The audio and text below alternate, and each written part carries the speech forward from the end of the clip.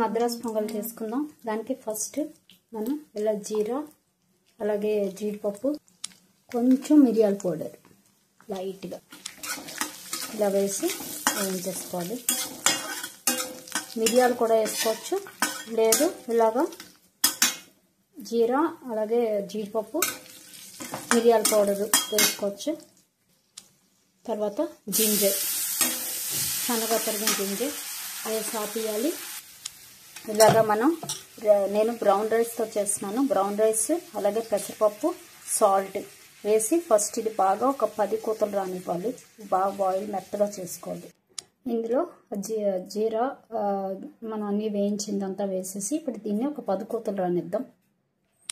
ఇలా కుక్కర్ పెట్టి ఒక 10 కూతలు రానిచ్చేద్దాం. పొంగల్ రెడీ అవుతుంది. ఈలోపు మనం పోపుని అన్నీ వేస్తాం.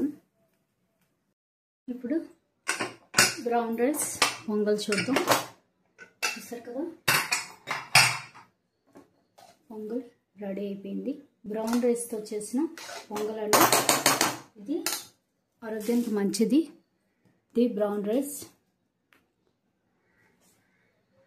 ఓకే, దీంతో చేసిన పొంగల్ చాలా బాగుంటుంది. ట్రై చేయండి.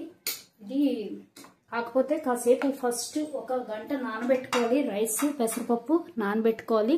ఇందులో మనం మిరియాల పౌడరు అలాగే జీడిపప్పు జీరా వేసి అన్నీ వేస్ట్ చేస్తాం కాబట్టి టేస్ట్ సూపర్ ఉంది. ట్రై చేయండి తప్పకుండా. Thank you.